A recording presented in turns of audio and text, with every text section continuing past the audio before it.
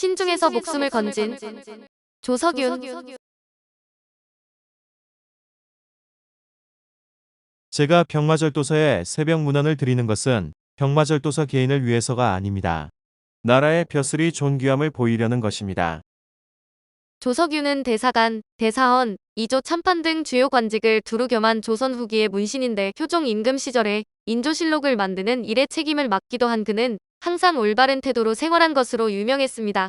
만일 조석윤이 바르지 못한 일을 보게 되면 상대가 임금이라도 반드시 짚고 넘어가는 성품이었습니다. 그래서 임금의 뜻에 거슬려 귀양을 가기도 하고 다른 사람들의 모함을 받아 벼슬자리를 내놓기도 했지만 소신을 굽히지 않는 절개로 사람들의 존경을 받았습니다. 또한 그는 언제나 신중에 경거망동하지 않았으며 부모님의 뜻을 잘 따르는 것으로도 유명했습니다. 어렸을 때부터 예의 바르고 총명했던 조석윤은 젊은 나이에 과거에 장원 급제했는데 그 당시 풍습으로는 과거에 함께 급제한 사람들이 장원을 한 사람에게 인사를 하러 찾아가야 했습니다. 그래서 급제한 사람들이 조석윤을 찾아와 인사를 하고 가곤 했는데 그러던 어느 날 머리가 하얗게 센 노인이 조석윤을 찾아왔습니다. 자기도 이번 과거에 합격한 사람이라고 한 노인은 인사를 한 다음 다른 말은 하지 않고 조석윤을 한참 바라보기만 하더니 고개를 갸웃거리는 것이었습니다. 왜 그러십니까? 참으로 이상한 일입니다. 이제야 제가 늙어서 급제한 이유를 알겠습니다. 장원할 사람을 기다려서 급제를 했으니 어찌 늙지 않을 수가 있었겠습니까? 노인이 하는 말을 도대체 알아들을 수가 없어 조석윤은 이상한 노인이라고 생각하며 다시 물었습니다. 무슨 말씀이십니까? 자세히 설명해 주십시오.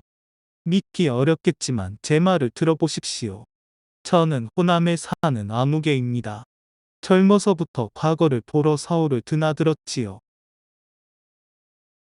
그런데 항상 진이 가론이란 곳에 이르러 잠을 자면 꿈을 꾸게 되었고 어떤 아이가 꼭 꿈에 나타났습니다. 그러고 나서 과거를 보면 낙방을 하고 말았어요. 이상한 생각이 들어 몇 해 후에는 숙소를 바꿔보았습니다. 그런데 그때도 역시 꿈에 그 아이가 나타났고 역시 낙방을 했습니다. 다시 길을 바꿔 안성으로 돌아서 서울로 와 보았지만 결과는 마찬가지였지요. 꿈을 꾸면 아이가 나타나고 전 과거에서 떨어졌습니다. 노인의 말을 들으며 조석윤은 과거에서 떨어진 것은 실력 때문이지 꿈이 무슨 상관이 있을까라는 생각이 들었지만 끝까지 다 들어보기로 했습니다. 더 신기한 것은 아이는 꿈속에서 조금씩 자란 모습이었습니다. 이번에도 꿈을 꾸었고 이제 그 아이가 다 자서 엄연한 청년이 되어 있었습니다. 또 틀렸구나 싶어 시험을 보지 않으려다 마지막이라 생각하고 보았는데 의외로 급제를 했습니다. 그런데 당신을 보니 꿈속에서 보았던 바로 그 청년이 틀림없습니다. 그러니 저는 지금까지 당신이 장원하게 되는 날까지 기다려 급제를 한 셈입니다. 이상한 일이 아닙니까? 워낙 신중한 편이라 섣불리 그 노인에게 장단을 맞추지는 않았지만 조석윤이 생각해도 신기한 일이긴 했습니다. 항상 바른 길을 가고자 했던 성품의 조석윤은 나란 일을 할 때도 마찬가지였는데 그가 진주 목사로 지낼 때의 이야기입니다. 진주 목사로 부임한 첫날부터 그는 상관인 병마절도사에게 매일 새벽이면 꼭 문안을 드렸는데 병마절도사는 며칠 지나자 귀찮아했습니다. 조석윤의 인사를 받기 위해 늦잠도 못 자고 일찍 일어나는 것이 괴로웠기 때문으로 하루는 그 병마절도사가 조석윤을 불러 말했습니다. 이제 매일 아침 문안하러 오는 것은 그만두어도 좋네. 이건 내 부탁이니 그만두게나. 그 병마절도사는 아예 사정을 했지만 조석윤은 그 말을 듣고서도 그 다음 날 여전히 문안을 드리러 찾아왔습니다. 아니, 이제 그만하라고 하지 않았나. 왜 그러는가? 병마절도사는 거의 짜증을 내자 조석윤이 침착하게 말했습니다. 제가 병마절도사께 새벽 문안을 드리는 것은 병마절도사 개인을 위해서가 아닙니다. 나라의 벼슬이 존귀함을 보이려는 것입니다. 우리의 행동 하나하나는 부하들과 백성들에게 본보기가 되어야 하니 한치도 어긋남이 있으면 안 될 것입니다. 그 말을 듣고서 그 병마절도사는 더 이상 아무런 말도 하지 않았고 당연히 조석윤의 새벽 문안은 이어졌습니다. 조석윤은 도리에 어긋남이 없는 바른 생활을 하고자 했을 뿐만 아니라 매사에 신중하여 경거망동하는 일이 없었는데 그런 신중함은 그의 목숨을 구하기도 했습니다. 조석윤의 집은 지금의 시흥에 있어 조정에 나갈 때면 노량진에서 배를 타고 한강을 건너 다녔습니다. 하루는 조석윤의 집으로 이웃 사람이 허겁지겁 달려오더니 그의 아버지에게 이렇게 말하는 것이었습니다. 오늘 정오에 제가 한강을 건너면서 보니 댁의 아드님께서 탄 배가 물결에 휩쓸려 뒤집히는 바람에 배에 탄 사람 모두가 강물에 빠져 한 사람도 살아남지 못했습니다. 청천벽력 같은 그 말을 듣고서도 조석윤의 아버지는 놀라는 기색이 아니었는데 이웃 사람이 신기하여 다시 말했습니다. 어서 가보셔야 하지 않습니까? 빨리 가야 시체라도 건질 수 있을 텐데요. 그 말에 조석윤의 아버지는 태연한 목소리로 말했습니다. 내 아들이 오늘 집에 올 날인데 지금까지 오지 않는 걸 보니 이상하긴 하네. 하지만 그 아이는 평소 경솔한 행동을 하지 않고 매사에 신중하다네. 그리 어이없는 일을 당할 사람이 아닐세. 자네가 잘못 보았을 것이야. 그렇지 않습니다. 제가 분명히 그 배의 아드님이 타시는 것을 보았습니다. 그리고 강을 건너던 그 배가 뒤집어져 사람들이 모두 빠지는 것도 이 두 눈으로 똑똑히 보았습니다. 이웃 사람이 답답한 듯 가슴을 쳐도 조석윤의 아버지는 바위처럼 꿈쩍도 하지 않았습니다. 그럴 리가 없네. 나는 내 아들을 믿는다네. 그때 대문이 열리면서 조석윤이 안으로 들어섰는데 이웃 사람은 두 눈이 휘둥그레지면서 더듬거렸습니다. 분명 그 배를 타는 것을 보았는데 배가 뒤집힌 소식을 벌써 들으셨군요. 걱정하셨습니까? 아니다. 난 너를 믿었기 때문에 걱정은 하지 않았다. 그런데 그 배에 타는 것을 이 사람이 보았다는데 어찌 된 일이냐? 네, 그 배를 타기는 했습니다. 그런데 타고 보니 사람과 소를 너무 많이 태웠더군요. 분명 위험한 짓이었지요. 제가 그 사실을 지적해도 사공이나 다른 사람들은 제 말을 듣지 않았습니다.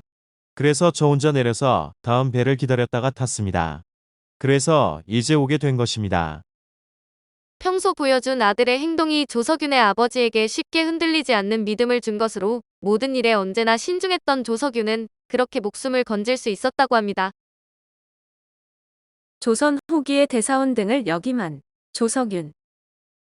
조석윤은 본관은 배천이며 자는 윤지, 호는 낙정제인데 할아버지는 조충이고 아버지는 대사관 조정호입니다. 인종 4년인 1626년에 별시문과의 병과로 급제했으나 파방되고 1628년 다시 별시문과의 장원으로 급제 시강원사서가 되었습니다. 이듬해 조경 등과 함께 호당에서 사가독서를 한 뒤 헌납수천 교리 등을 지냈는데 사가독서는 무능을 일으키기 위해 유능한 젊은 관료들에게 휴가를 주어 독서에만 전념케 하던 제도입니다. 인조 13년인 1635년에 감시관이 되었으나 과장 부정 사건이 일어나 한때 파직되었다. 최명길의 추천으로 다시 조정에 돌아왔습니다. 1636년 병자호란 직전에는 척환의 수책을 강력히 주장하고 그해 겨울 영남 지방의 전병관으로 내려갔다. 호란의 소식을 듣고 여러 영병을 모아 싸우게 했으나 실패했습니다. 난 이후 이조정랑을 거쳐 지비로 있을 때 지난날 척화인의 죄적에 들지 못함을 여러 차례 상소해 끝내 파직을 자초했습니다.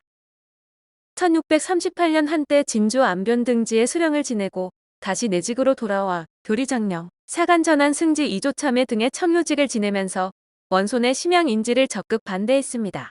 또한 여러 차례 여러 군가나 아문이 차지하던 연분 어전 등의 혁파로 국가 재정을 충실하게 하다는 등의 많은 업적도 남겼습니다.